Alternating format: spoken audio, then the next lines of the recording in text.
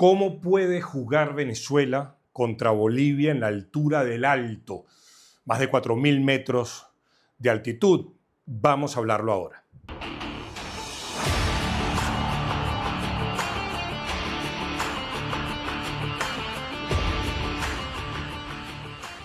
Una vez que ya conversamos un poco sobre lo que es jugar en la altura, sobre las maneras que existen a partir de la ciencia para tratar de que los efectos de la altitud no sean tan graves, llega el momento de uno pensar o de uno ir soñando, imaginándose qué puede hacer la selección Vinotinto, la selección venezolana de fútbol, en este partido frente a una Bolivia que en su convocatoria cuenta con varios futbolistas, un buen número, que hacen vida precisamente en esas condiciones, ¿no?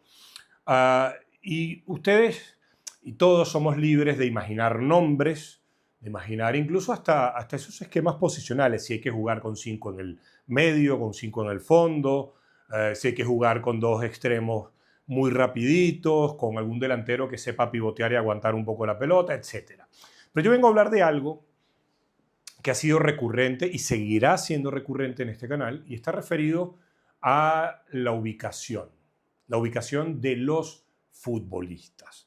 Pensemos, obviamente, en que, como decía en el video anterior, los esfuerzos en la altitud cuestan mucho, y sobre todo la recuperación tras cada uno de ellos es más difícil, puede ser hasta más prolongada. El futbolista siente que no tiene oxígeno, pero además de que no tiene oxígeno pueden aparecer síntomas como dolores de cabeza, etcétera, e incluso el frío, porque mientras más arriba se juegue, obviamente se siente mucho más las bajas temperaturas. Y vuelvo a la ubicación, al posicionamiento del equipo. El posicionamiento de un equipo no nace exclusivamente, o no se sostiene, mejor dicho, de manera única en las instrucciones del entrenador. El entrenador le puede pedir, y seguramente lo hará, a los futbolistas que salgan al campo de juego, que traten de ser un grupo compacto, que no haya muchas distancias entre líneas, pero además les dará indicaciones. Mira, lo ideal sería que el equipo se posicione en tal zona del campo de juego. Por ende, la primera conclusión que podemos sacar es que Venezuela no va a salir a presionar allá arriba, es decir, no va a presionar la salida boliviana. Tampoco Venezuela en esta eliminatoria ha sido un equipo que se caracterice por utilizar esa herramienta, me refiero a la presión alta, aunque sí ha habido momentos en los que la ha sabido ejecutar.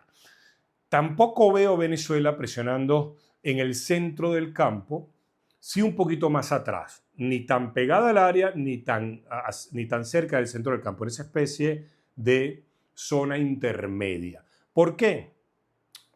Bolivia no solamente se ha caracterizado por jugar por los costados cuando lo hace en la altura, sino también porque en ese juego interior de sus mediocampistas lo que busca es que ante la mínima posibilidad de sacar provecho de un espacio libre o un espacio liberado, bueno, hacen eso, buscar el disparo de media y larga distancia, porque ya todos sabemos que la pelota coge una velocidad distinta y también se mueve de una manera diferente a lo que normalmente lo hace en el llano. Entonces, yo lo que siento es que una de las opciones es que Venezuela se sitúe posicionalmente, como les decía, en ese espacio intermedio entre el centro del campo y su propia línea que da inicio al área del arquero, que probablemente sea Rafa Romo, aunque no hay que destacar la posibilidad de que quien salga como titular sea Alain Baroja, para, por un lado, no permitir ese tránsito tranquilo de Bolivia hacia zonas peligrosas, hacia la zona defensiva venezolana, pero también tener la opción de que si a través de su juego asociado o a través de una gambeta, de un dribbling, alguno de los jugadores bolivianos se quita un marcador venezolano, el espacio o la distancia que tenga hacia el arco criollo sea todavía muy amplia, lo cual no es que le quite al futbolista boliviano la intención de buscar ese chute, pero sí permita al arquero venezolano tener mayor tiempo de reacción. Para mí eso es importantísimo, pero también ese posicionamiento en esa zona. Estamos hablando de una posibilidad. Ni yo estoy para darle consejos a Batista, ni creo que sé más que Batista. No, porque yo sé que siempre hay gente que puede malinterpretar o puedo ser yo el que se explica de una manera equivocada. Estamos hablando de posibilidades. Ese posicionamiento que estoy sugiriendo aquí, como un ejercicio entre nosotros, ¿qué le permite a Venezuela? Que cuando interrumpa los avances bolivianos, los futbolistas que estén destinados a hacer el contragolpe tengan, obviamente, menor cantidad de metros que recorrer, que si Venezuela se posiciona cerca de su propia área, pero además los va a encontrar a los futbolistas bolivianos en eso que se llama la transición, que es pasar de un estado a otro. En el caso que nos ocupa del ataque a la defensa, los va a encontrar mal parados y con mayores posibilidades para Venezuela de encontrar un mano a mano sin tanto desgaste. Entonces, pensando en ese partido, lo primero que tenemos que tener en consideración no son los esquemas, no son con cuántos mediocampistas, con cuántos atacantes o con cuántos defensores, sino quiénes son los nombres. Los nombres probablemente surjan de las siguientes variables. Lo que mencionamos ayer, jugadores rapiditos, capaces de livianitos, capaces de recuperarse tras algún esfuerzo en altitud, pero también futbolistas que en los días en los que Batista y su cuerpo técnico tengan para entrenar con la selección, demuestren esa capacidad para asociarse entre ellos. Porque al final, esto no va de números, esto no va de esquemas, sino va de jugadores de fútbol, de futbolistas. Y esto es muy importante. ¿Por qué?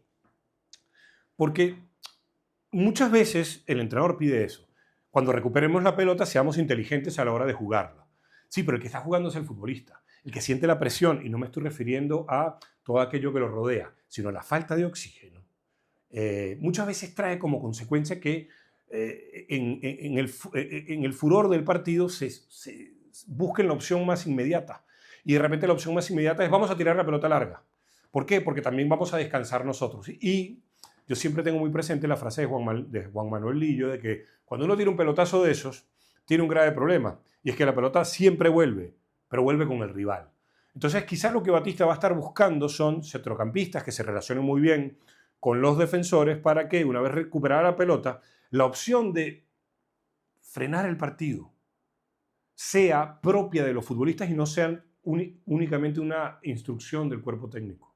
Sino que, a ver, pongamos un nombre, Yángel Herrera, con quienes esté jugando se sienta tan cómodo que una vez que recupere la pelota o le toque a él recuperarla, juegue hacia atrás, porque quizá haya que enfriar el partido, haya que meter la pausa.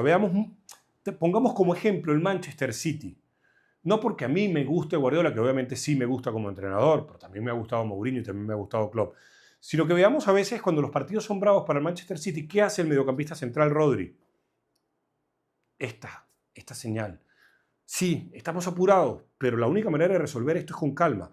También decía Napoleón Bonaparte aquello de vísteme lento que estoy apurado, para no perder tiempo. Entonces, lo que observará Batista seguramente es cómo se relacionan todos estos futbolistas, pero sobre todo los mediocampistas y los defensores que coloque en el campo. ¿Para qué? Precisamente para que estos jugadores, que son inteligentes y son buenos futbolistas, pero sean aquellos que comprendan realmente el reto que tienen, que es que no solamente van a jugar con y contra el oponente, sino también contra la situación climática, que es la altitud. Entonces, será muy rico para Batista y para nosotros observando desde afuera, observar a quienes coloca de titulares ante Bolivia, ante estas variables que les acabo de mencionar. Porque no se trata solamente de colocarlos rapiditos. Sí, también son necesarios, como en cualquier equipo de fútbol.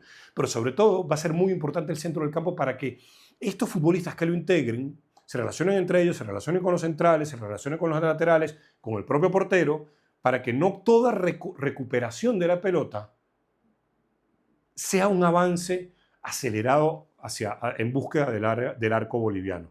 Porque eso no va a ser otra cosa que desgastar a los futbolistas, generar mucha frustración. Y no solo, cuando hablo de desgaste no me refiero solamente a los que vayan, sino a los que también de una u otra manera van a reorganizar al equipo, se van a reorganizar para que cuando Venezuela pierda la pelota estén bien ubicados. Va a ser muy, muy interesante. Yo insisto, es un partido bravo, es un partido difícil. Yo no sé si es el más difícil de las eliminatorias, no por el rival, sino por esta situación que es la altura. Y yo creo que Batista tiene ante sí un reto que yo creo que para eso viven los entrenadores. Ya no solamente a quién pongo, sino por qué los estoy poniendo y cuáles son las instrucciones de cuál es la zona del campo en la cual es mejor intentar generar superioridades, cómo se relacionan entre ellos. Insisto, es un partido muy rico y que ojalá que las elecciones de Batista sean las que le den los frutos de lo que él imagina. Porque al final todo se trata de elegir, de saber elegir. Y en la vida, toda elección, como decía un amigo mío, periodista español, que respeto y quiero mucho, Quique Marín, toda elección conlleva una renuncia. Entonces, ¿a qué va a renunciar? No lo sabemos. Pero yo creo que esta es una opción para la selección. Y fíjense que no les hablé de si 4 defensores o 5 o 4 en el medio o 5. Les hablé de posición en el campo de juego. ¿Qué lugar hacer, construir como el punto de partida para la selección? Yo creo que ahí puede estar la clave en este partido frente a Bolivia.